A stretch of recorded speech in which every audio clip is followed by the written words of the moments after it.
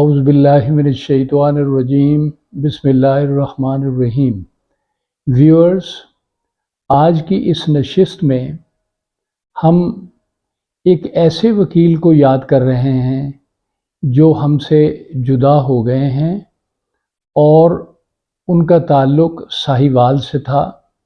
ساہیوال میں تمام وکلاء ان کو آج بھی یاد کرتے ہیں اور ان کی وجہ سے پنجاب کا نام اور پنجاب میں جو وکیل کام کر رہے ہیں وہ ان کو بہت عزت و تکریم سے یاد کرتے ہیں۔ میرا مطلب چودھری امداد علی خان صاحب سے ہے، جو ساہیوال میں پریکٹس کرتے تھے۔ انہوں نے یہاں پر نام کمایا، دام کمایا۔ وہ اپنی ذات میں ایک ادارہ تھے۔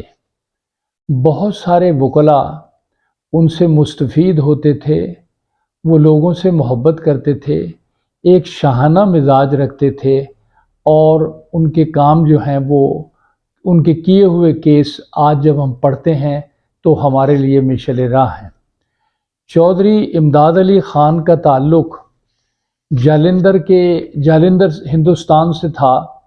وہ 1947 میں اپنے والد محترم کے ساتھ، پوری فیملی کے ساتھ پاکستان میں شفٹ ہوئے اور وہ ساہیوال میں انہوں نے آ کے یہاں پر قیام کیا۔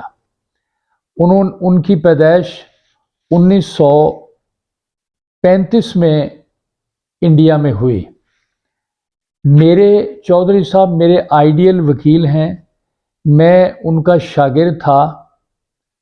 انہوں نے 1957 میں وکالت شروع کی، 2008 میں سپریم کورٹ کے سینئر ایڈوکیٹ بنے۔ بطور وکیل انہوں نے بے پناہ محنت کی۔ Civil procedure code, limitation act اور تمام میجر ایکٹس جو ہیں ان کو ازبر یاد تھے۔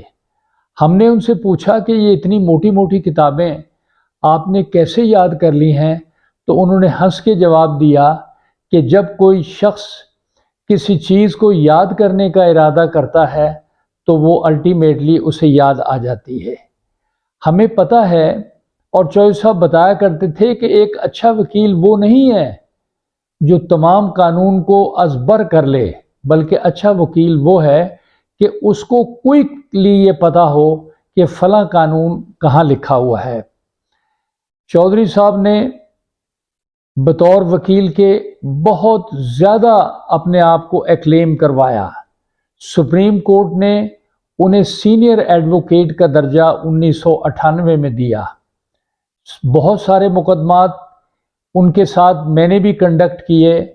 میں مخالف وکیل ہوتے ہوئے ان سے ہمیشہ سیکھا کرتا تھا، اور وہ بڑی محبت سے مجھے میرے معاملات کو بتاتے تھے کہ فلاں مقام پہ آپ نے یہ غلطی کی ہے اور اس کیس کو لوز کرنے کی یہ وجہ ہے۔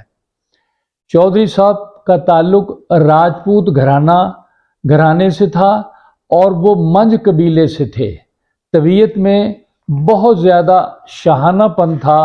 وہ بہترین لباس، خوبصورت گفتگو اور دوسرے فریق کو قائل کرنے کا فن جانتے تھے۔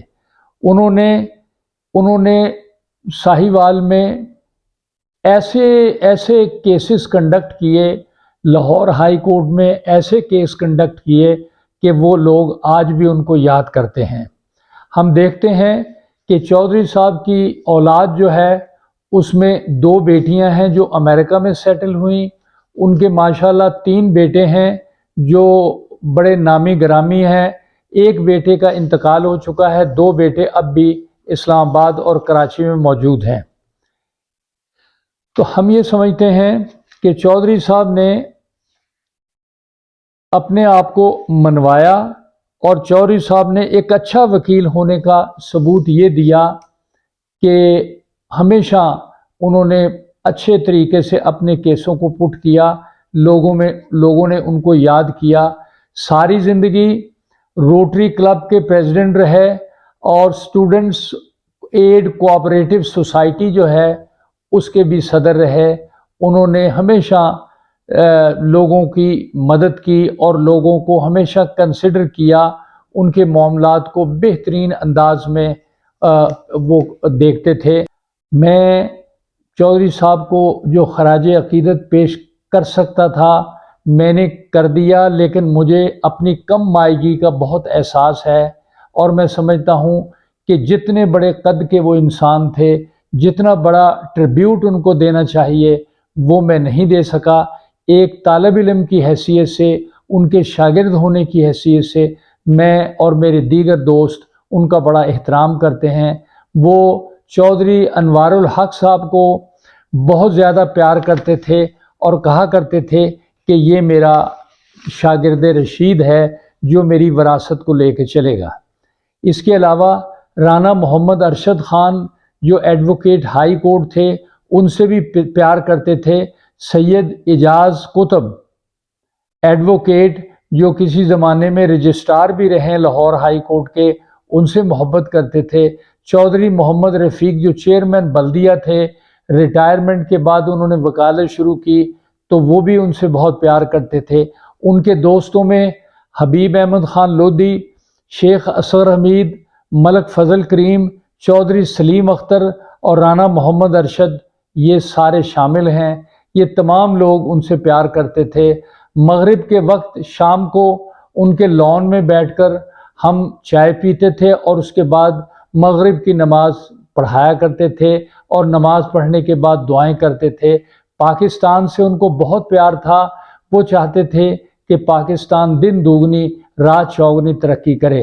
انہوں نے اپنے ملک کی خوشحالی کے لیے بہت ہی کارہائے نمایاں سر انجام دیے۔ انہوں نے ہمیشہ محفلوں میں پاکستان کی ترقی کے لیے دعائیں کیں اور نیک خواہشات کا اظہار کیا۔ ویورز، ہماری اس ویڈیو کو سبسکرائب کریں، شیئر کریں اور ویو کریں۔ Thank you very much.